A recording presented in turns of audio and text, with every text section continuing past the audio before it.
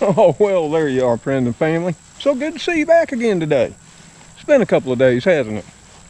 Hey, maybe those afternoon monsoons we've all been getting have probably kept you out of the yard too, haven't it? Yep.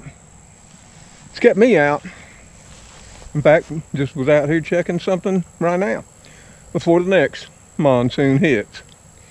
We've had them every afternoon, anywhere from 1 inch to up to 2 inches of rain. Pretty harsh winds too, I might say, when they come through. It's kept everything sort of soggy, but we haven't had the water. So there's always an upside to the downside. Yeah, for some, maybe not for all. The winds have been pretty extreme, and they've caused minor damage here, but I'm sure they may have caused major damage some other places. But that's not what we're out here doing. We're out here, I've been tying up tomatoes, picking up stuff from the storms, tying up other stuff, peppers, trimming, dead stuff off cucumbers, beans, what have you. Maintenance work in the gardens. Along with, hanging out with the kitty crew, which may have found them something to hunt. Let's check out this one right behind you. Cleo, what have you got? Don't be eating the geckos, okay? It's probably what she's after. I don't know. Geico loses more geckos around here than they probably do anywhere else in the world. Yeah, but that, like I said, that's not what we're out here to look at or talk about today. In fact, we're out here to talk about something that came to my mind the other day. Well, not yesterday, but day before yesterday, when I was mowing. Yep, finally got dry enough, so I jumped on the old Troy built. I slapped it in the hind end, and we took off. And as you can see, we got the north lawn done, and we got this back lawn done. But, as we pan around, if you look closely, the south lawn and the front lawn has yet to be mowed. If the rain will stay away tonight, we'll jump on the old Troy belt, spurred in its hindquarters, and off we'll go. It's a pony. Yeah, sometimes it raises her little head up, bucks a little bit, but it gets the job done. That's the plan anyway. But back to what I wanted to talk to y'all about. And it's right here because I saved this little row. And you might look at this and go, well, that's a weed, Mr. Tom. And in many ways you'd be correct. It is a weed. Or at least that's what we all call it. Farmers call it even worse. And it has a name. Pigweed. Yep. But did you know? Pigweed is actually an ancient grain. Yes, my friends and family, this weed, which will take over your garden, your farm fields, and what have you, quite aggressively, is an ancient grain. And this particular variety right here, there's actually 3 different varieties that grow in North America. And you'll see I've got my baby here, the queen. This is Cleo. Yep, she's here with me, checking things out too, making sure I'm informing all of y'all in the right way. Right, Cleo? Yep, she's my queen. So back to the amaranth, or the pigweed, depending on how you want to look at it. Like I say, this is what's called the red root, that's R-O-O-T, amaranth. And amaranth, if you look it up and familiarize yourself with it, is an ancient grain. In fact, it's thought to be one of the very first cultivated grains by man and woman. We can't leave out the females, can we?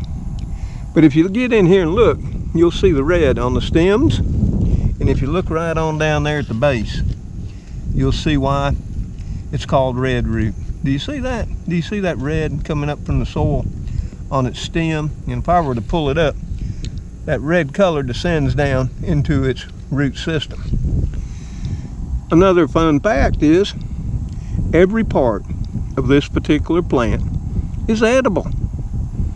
It surely is. the leaves, the stems, and what it's been cultivated for in years long gone by, the grain, which will form on seed heads up here at the top. But it also, if you look at the leaves that are full of holes, yep, you see all the holes? And what you'll notice is they're all different shapes and sizes. And when I was out here looking at my pigweed, or red root amaranth, my ancient grain, depending on how you want to look at it, yeah, there were some cucumber beetles over here hanging out. And that's one thing I'll say about the pigweed, or the red root amaranth, is it actually can act as a catch crop for destructive insects, such as striped cucumber beetles, spotted cucumber beetles, and so many other things, aphids. It seems that almost every insect that would attack your garden also loves red root amaranth, fondly known as pigweed. Now this is just, like I say, one of 3 varieties, and you'd have to look it up. There's smooth leaf amaranth. Its leaves are smooth and glossy. And then there's what they call pile amaranth. It looks similar. In fact, there's a striped cucumber beetle right there. You see him? Right there, hanging out on the red root amaranth. Surely he is. So, maybe, now close your eyes. Oh, cover your ears. He was faster than we were. He jumped off. But don't fear, he'll be back. This is doing its job. Amaranth has actually been planted by some gardeners and some farmers as a catch crop to attract destructive insects away from their cash crop to the catch crop, which was the amaranth. Now, you might say, well, if amaranth is so invasive, and all of it really is, especially if you ever let it seed out and you don't gather the seed, you'll see why. Each one of these plants right here that don't look like much will put out thousands of seeds, which if husked, you know, cleaned and doing all that, and then ground, actually makes a flour that you can make bread from, as ancients once did so long ago. Somebody must think Mackenzie up there, the road that is part of the NASCAR circuit, as you might have heard and may have seen. You know, he was just testing out his Dodge Charger to see if it would actually go. And apparently it would. But back to the pigweed, or the amaranth, that we're sitting here admiring. And if you don't believe me that you can actually eat this, as always, I wouldn't lie to you. Let's pick off a little tender leaf here. Yeah, that'll be good enough, won't it? For now. Now I could pick a bunch of leaves, take them on in, boil them or saute them, yeah, with some butter, garlic and onion, maybe some Cajun seasoning, ooh, salt, black pepper. Now we talking some fine eats there. Dice up a little bit of country ham for added flavor. Throw it on in, and you living the good life. But you probably thought all your life this was an invasive weed, right? Yeah, and so I have, up until about 15 or more years ago. Now granted, I made the mistake of letting some of these go to seed last year around where the burn pile was, and they put out a lot of seed, and there has been literally thousands of these pigweed or red root amaranth that have come up, and I've killed them all with vinegar and the mower. But you can see they're a pretty plant. And once they bloom, and once they set seed, they're even prettier. But hey, let's have a taste and see what it's all about. So yeah, I don't tell you nothing. Just like on my cooking videos, you know, when we're all in the country kitchen cooking. Hey, I don't do like a lot of people. I make this stuff all up, you know, throw it on the counter and show it to you in 9x13 or 8x8 or slop it on a plate and go, yeah, this is great. And then the video ends. I always taste my stuff. And you know what? If something sucks really bad, it's really hard to hide it in your eyes and in your face. But let's try some ancient amaranth, okay? You know what? Not that I've ever chomped on very much of it in the past. Even raw. That ain't bad. You know, I could dice that up and throw it in a salad. I wouldn't mind. I'm not sure what it reminds me of. Somewhat like a mustard green. A little bit like kale. And then a little bit taste. It's almost got like a hint of asparagus too, I'm thinking. Wouldn't you? Anyway, that's what I wanted to talk to you about. In case maybe somewhere on your property, which you probably do, unless you've eradicated it, got some of this pigweed growing too. But there's two ways to look at the pigweed. It can be your enemy or your savior. It's all in the eyes and the mouth and the tummy of the beholder. Maybe you'll let a few grow. Gather up the seed. Clean it. Grind it. And make you some ancient bread too. I'm thinking I may try this fall. Maybe some amaranth muffins. For me and for you. Yeah. But I'm going to let this little line of it right here by the burn pile and the acorn squash over there continue to grow. I'll trim around it. It ain't much. I think all in all I got 1, 2, 3, 4, 5, 6 plants. Probably ain't going to make much bread with that, but I bet I can add it with some flour and maybe some corn flour and come up with some muffins, corn pone or something too. I bet I can. And when I do, if y'all stop by, I'll show you how I do it in the old country kitchen. Cleo, what do you say there, girl? You with Papa today? Yep, Cleo's with Papa. She's making sure everything is okay. The Queen is with her Papa, checking out the land. And everything looks good here in my little piece of paradise in the deep south of Alabama. Yeah, things get tussled, thrown around in the wind and the storm. But somehow, it all comes back right. And I don't know about you, and I hope it's this way wherever you are. We went from the mid-90s to the high 80s. Just overnight. And they say it's going to remain that way for some time to come. I'll take it because I'm out here and I can actually walk and I can talk without sweat pouring from every pore in my body. But hey, I'm going to leave a link to amaranth, the ancient grain, and all of its health benefits that it can afford to you too. Yeah, that was another thing. Many years back, you know, maybe 3 to 5 or more, amaranth became a superfood too. And everybody was raving about their new superfood, amaranth, the ancient grain.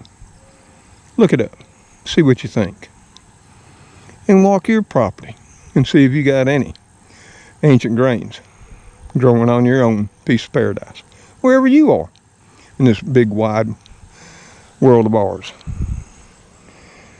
I got a lot growing here, and I'm putting more in each and every day. But that's for another time when you drop by and we visit here on the property. Ooh, I got a red pepper right down there. I got to clip it off. Yep. Whew. Look, I got a cucumber here that looks more like a gourd instead of a cucumber. And another ripe banana pepper right there. Whew. Yep, things are still growing and still coming along strong. But that's the way of nature. With the rain comes the bounty. After the destruction, I might say. Cleo, you coming with Papa? You are? That's what Cleo does. She still can't get over the fact that when she stands on my feet, yeah, I still walk away. Well, y'all, just a little conversation today as I was out here finishing up after the storms. You know, I was looking at that there pigweed, or amaranth, ancient grain, thinking, wow, you know, maybe a lot of my friends and family don't really realize that hated weed is actually edible. Every part. From the stems, the roots, the leaves, to the actual grain. And actually has many health benefits too. I like to say, I'll leave a link to Healthline that if you'll just take a few minutes of your time, you can read down through and see what amaranth can do for you.